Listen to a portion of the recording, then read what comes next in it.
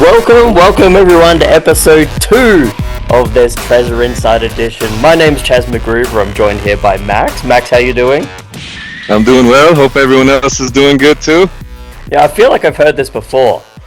The reason I've heard this before is because we spent 5 or 10 minutes talking without pressing the record button. So now we're going to be doing this again, right? So that's how we're doing tonight. Not after a great Deja vu.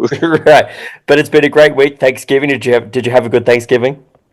It was good. It was good. Relaxed. Saw some family. I don't really celebrate it, but hey, it was time off work and time with the family. That's right. Plenty of time to be poring over a treasure hunting book. At least that was my experience for the last week. But There's Treasure Inside book has been doing very well. Like we spoke about last week, they are sold out of the book, and they are still sold out. And John Collins Black, the guy who wrote the book, that's John Collins Black, Max. Yes. We'll get to that in a second.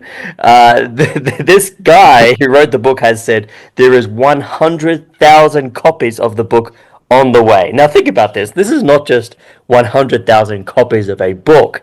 This is 100,000 people they are expecting to get this book and to go searching for this treasure throughout the US. It's crazy. It's crazy how big this is getting, right?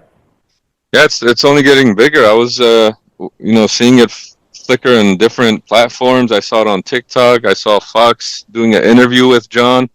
Yeah, it's only going to get bigger and bigger. I think we said that last week, but I can see hundreds of thousands of people going at it for this treasure. That's right. And I was thinking during the week, there was something that was eating at me that I thought is so good about this treasure hunt. And what it is that anyone who spends time staying up late at night, putting together clues from a treasure hunting book, goes and spends thousands of dollars to travel across the country to search for some magical treasure, in my mind, is a complete weirdo. But I say that in a loving way because it's my type of weirdo. I love that. I love the type of people that will do this kind of stuff. And now we've got them together all in one community. So for me, the theme of this whole thing is down with normies. Down with the normal people, up with the weirdos that will spend all this time trying to search for this treasure. What do you think? I love it. I think help us find this treasure. Let's, I'm not going to contribute too much, I don't think, on the book side, but when we have to go out and start hiking, I'm that weirdo. That's good. So we're going to talk about a few things tonight. First of all, I want to touch on coincidences. There's a few coincidences I want to go over. This thing comes up over and over again when you're looking for treasure. Is this a coincidence or am I onto something real? So we'll look through a few of those tonight. And also to not go with the herd. I said that last week, but I'm going to reiterate this. You got to do your own hunt. Don't go with the herd. But first, let's hit some of the news for the week.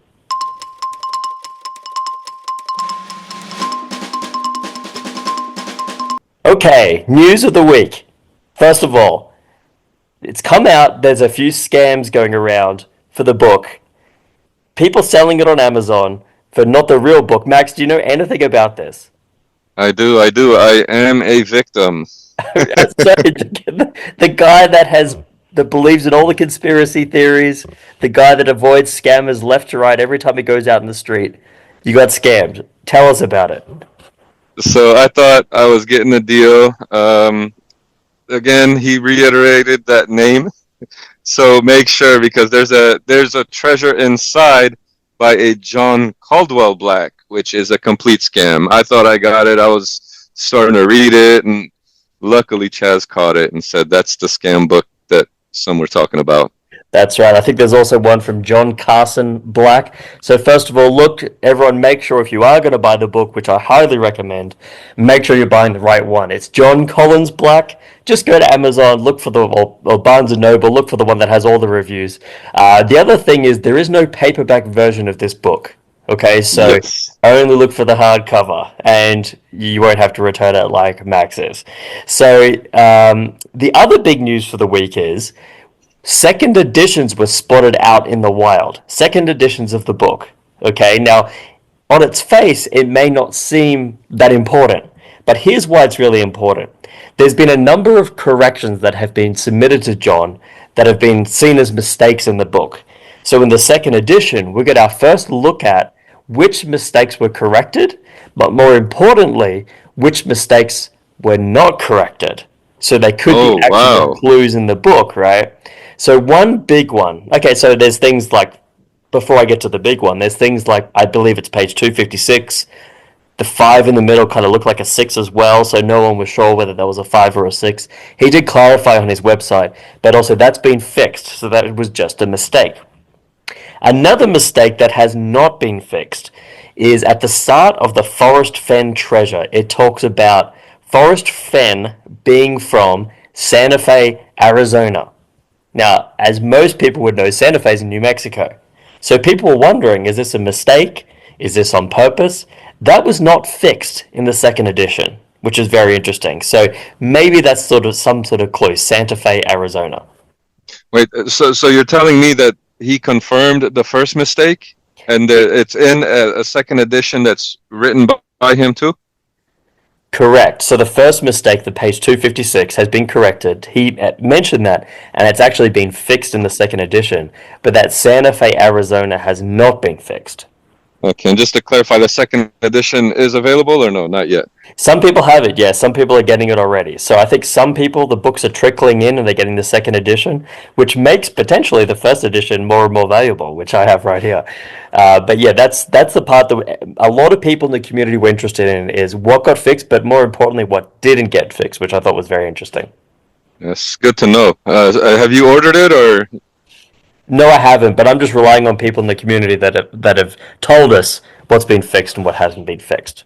Well, if you find it, maybe I can put the order for that while I'm waiting for the first edition. And you box up your other paperback, send it back. That one is gone. Yeah, that one I shipped it back Right. to Okay. John So Black Caldwell. John Carson Black is another author there you can purchase from.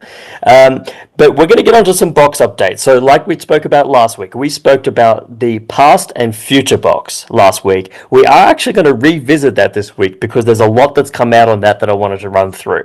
But, like I promised last week, we're going to move on to some other boxes.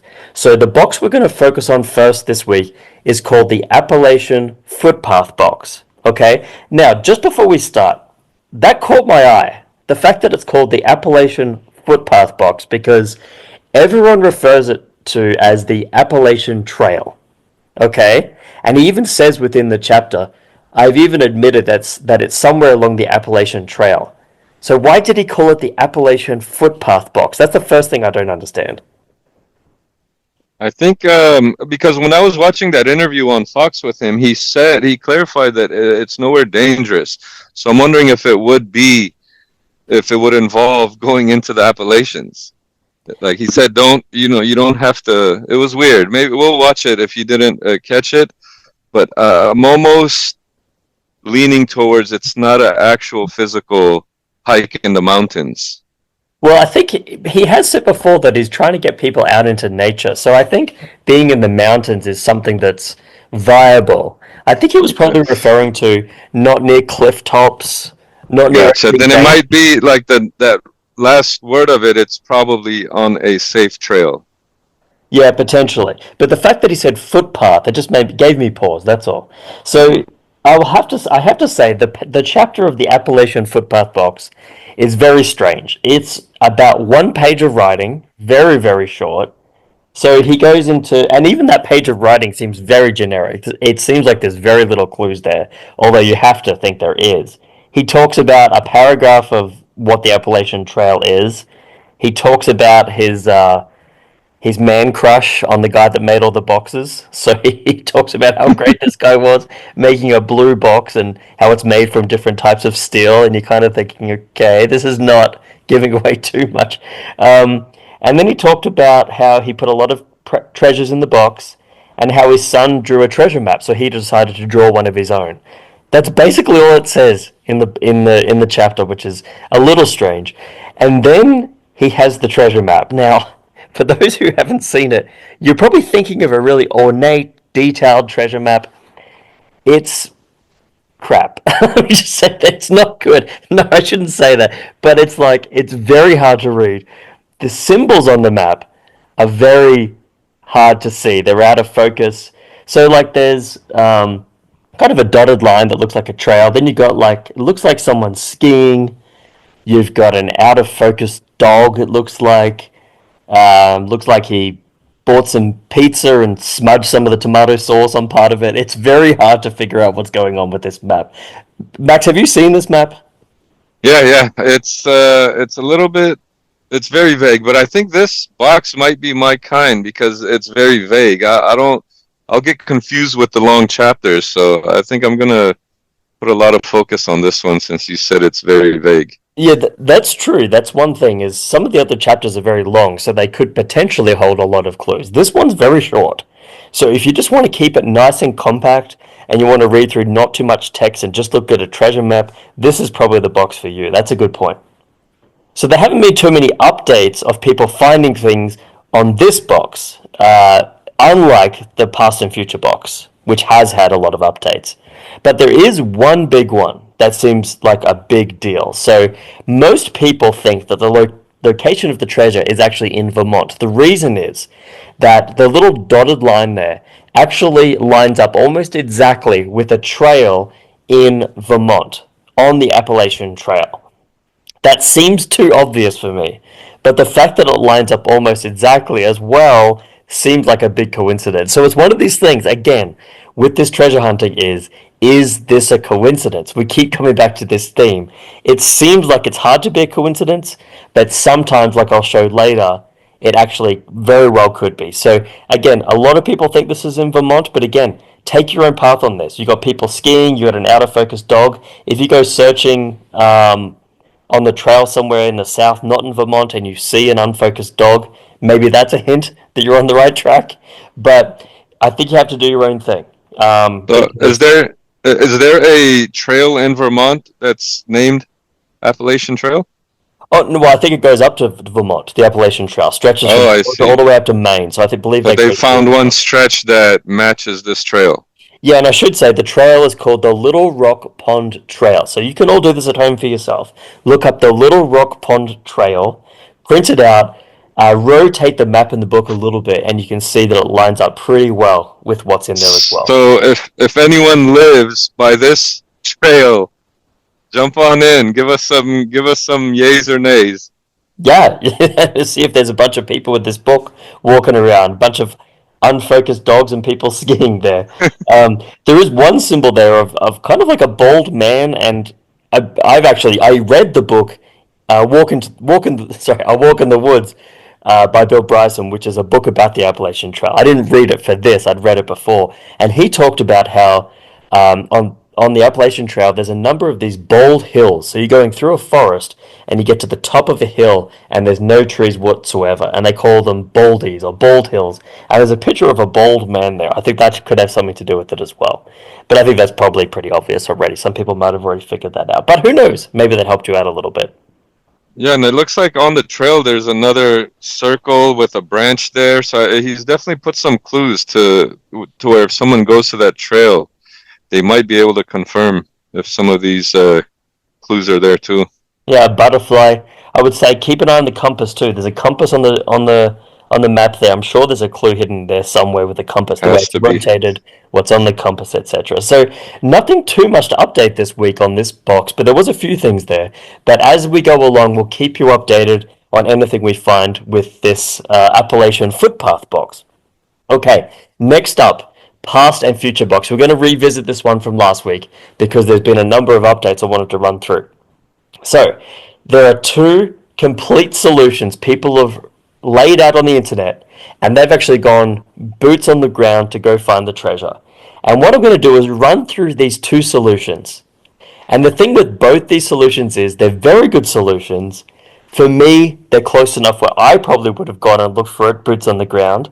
But at least one of them is completely wrong. Okay? Because they Has both to be, can't be right? right. Well, they both can't be right. Okay. So let me go first with there was a user on Reddit, and I'm not sure I'm doing him or her a disservice here, but they actually deleted the posts. But we have the screenshots of those posts, so we can run through what their solution was. So to recap last week, there is there's a cryptogram. So there's a hidden message written in the book. When you decode it, it says from rock to field, from strong to stream, past tree and post to forest green. Arrive you now where beauty sheens. It's under, over, in between. So this cryptogram was a bunch of letters that didn't look like anything, but from a very simple word swap. So each letter in the alphabet is swapped with one other letter in the alphabet. You get that phrase, which for me is not a coincidence. That's the one thing I've seen so far in this book. I do not think it can be a coincidence. I think this is the right phrase, and I think everyone is pretty much on board with that, right?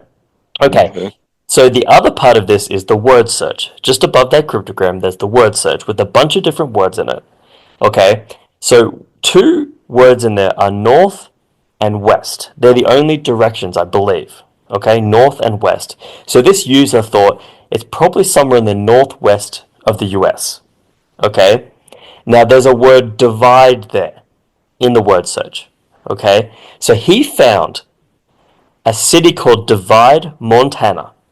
Now keep in mind, Montana's state gem is sapphire, and sapphire is also in the word search. So it starts to build a little bit, okay? What he did was he found a camping ground called Maiden Rock Camping Ground with wooden posts all around it. Okay, so it did say from strong to stream, or what did it say here? From rock to field, from strong to stream, past tree and posts. Okay, so when he was looking at this in Google Earth, which is what you would do to figure this out, you wouldn't just go there immediately to figure it out, right? When he was looking in Google Earth, he saw that there were wooden posts all around this Maiden Rock campground.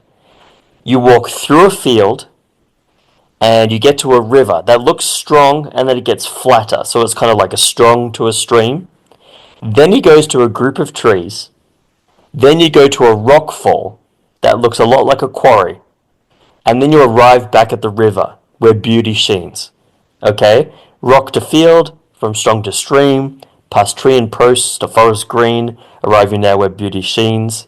And just past the quarry is a bridge with a railroad next to it. And in the word search, there's both rail and line, right? Next to it. So a lot of this stuff is adding up, right? Don't you agree so far?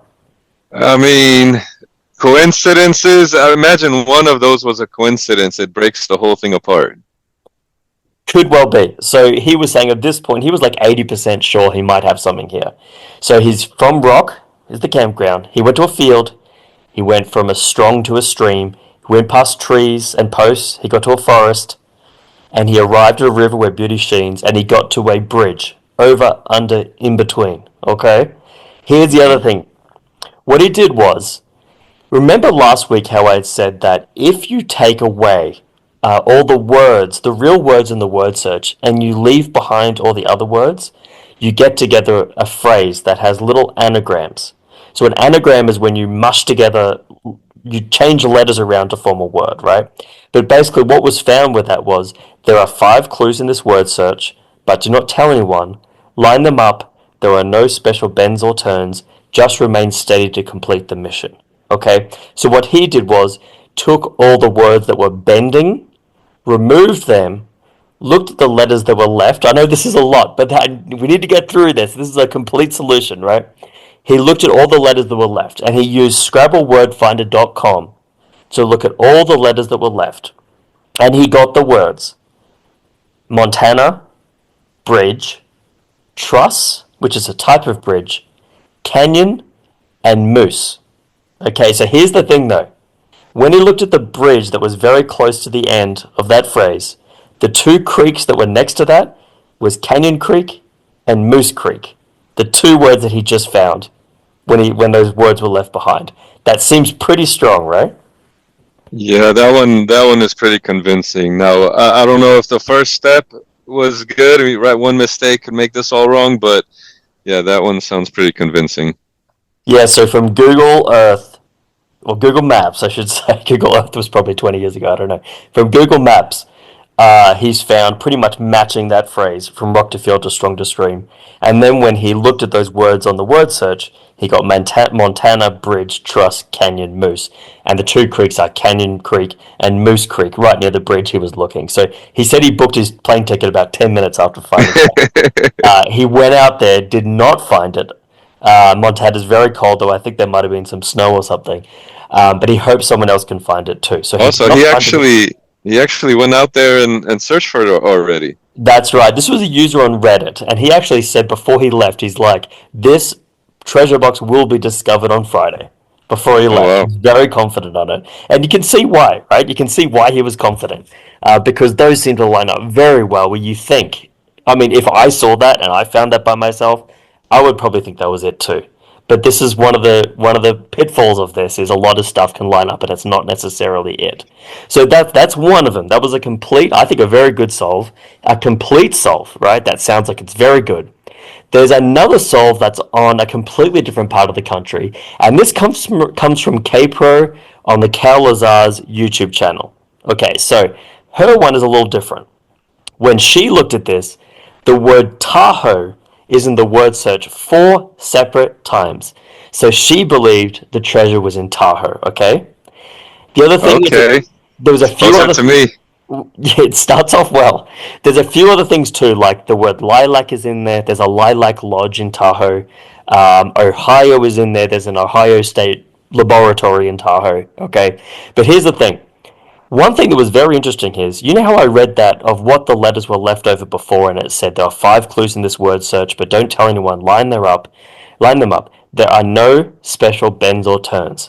She got to the same thing, but instead of there are no special bends or turns, there is an anagram for three.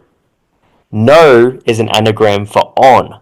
Okay, so you just switch the letters around a little bit. So what Mm. she has is there are 5 clues in this word search. 3 are on special bends or turns. Okay, so last week I broke the news. Well, I didn't probably break the news, but I repeated the news about there are no special bends or turns. You could have easily taken that when I said that and said, actually, that could be 3 are on special bends or turns. Okay, now, I'm not going to go into it too much because it takes a while to explain, but basically, what she has done is the O's have a very significant place in the word search. They look like posts. You can see the O's in the middle is like a cross, right?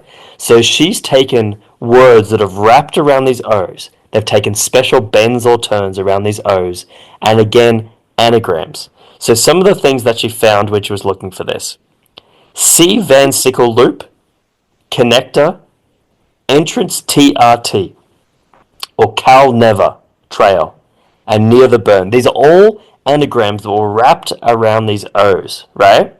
Here's the thing. There's a map in Tahoe of a trail where there's a Van Sickle Loop, there's a connector trail, the entrance TRT is to the start of Van Sickle Loop, there's a Cal Never Trail, and the Tahoe Burn, and it says near the burn was one of those, is near the kiosk at the start of the loop. So again, if you're looking at this and you find a C Van Sickle loop where you're already on the trail you're looking for, you see connector, you see entrance TIT, and they're all falling into place, you would have to think you're on the right track, right? Oh man, imagine there are 2 different parts of the world and they've gotten some pretty convincing work done. This is going to be hard, but at least one is close to me. Right. But again, this is what I'm saying. One of them is completely wrong. At least one of them, maybe both of them. But they're both very convincing. We're So, going to have to maybe split this up and you dissect one and I dissect one and try to find any flaws or holes in their logic. well, we might need to have a Montana team and a Tahoe team, and people figure out which one's correct, or maybe people are already back on one side. But this is what I wanted to get to of just the general concept of coincidences.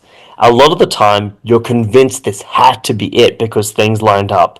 But as you can see, one of these is wrong, and one of them had very convincing coincidences. So, what can we learn from this? I don't say don't go ahead with this. For both of these, I probably would have tried to go out and look for it. There's nothing wrong with that, right?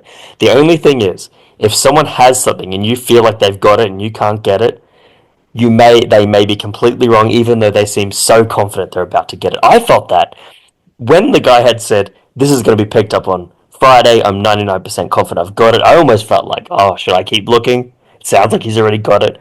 Don't listen to them. A lot of the time, they won't really have it. Um, Well, the other thing is my conspiracy side is coming out. What if they gave a wrong turn to us while they're taking the what they perceive as the right turn? could be, but it all matches up what they've said. It all matches up on the word search, and Well, everything. imagine that whole change of there to three, right? And who knows if someone knew that, right? And then they could have said there instead of three. So we have to make sure and dot our own I's and cross our own T's.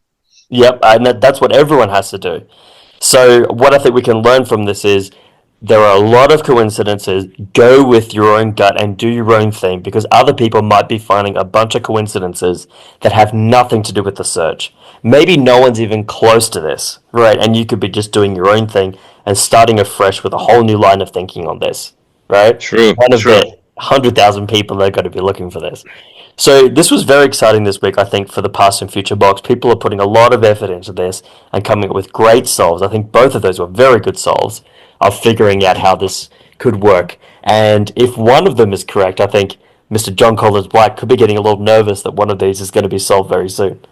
I would like to watch him. I'd like to be a fly in on his wall when he's hearing some of these theories and then one is closed. I'm I sure know. he'd be sweating. I know he could be like thinking, I spent years on this and it's been Yeah, decades. I especially really got it. what do you say? First clues in 8 to 10 years. Yeah, and then like a month, someone's like a few meters from the box. That would be great. That's funny. Anyway, one thing I was going to run through, I don't want to bore too many people, is I've actually quantified how much a coincidence could be. And I'm probably going to run through that on next week's show because we're running a little long tonight. But for everyone out there, again, thanks for listening to us. Give us that, subscribe to the podcast first of all, because we could come on with some breaking news of something that a box has been found, or we've got some new clues that you have to look into. Subscribe to the podcast so you get that straight away. But also, if you could give us that 5-star review, what we want to do is build this community through this podcast. Right, there's plenty of other communities too, like Discord and Reddit, but we'd like to build this so we can bring people onto the show to talk about all their theories, and we get more and more information to the people that are listening. So anything you can do to help us build this podcast will be much appreciated. Correct. True. And then we had a Reddit user that was not too happy that this is for the U.S. So if you are from outside of the U.S., hey, I'm sure we can find some massive treasure hunts to help you guys out there too. Yeah, I did see that. I was a little confused about that too. Someone said I started listening to the podcast and it was about the US, so I stopped listening. Well, if you're looking for this treasure somewhere outside the US, you're probably going to be looking for a long time, so I can't help you there. It's good you gave the disclaimer so they don't go looking for it in Europe somewhere. That's right. Well, anyway, we'll be back next week. Hopefully, we'll be recording on a Sunday. It's Monday, the 9th of December here.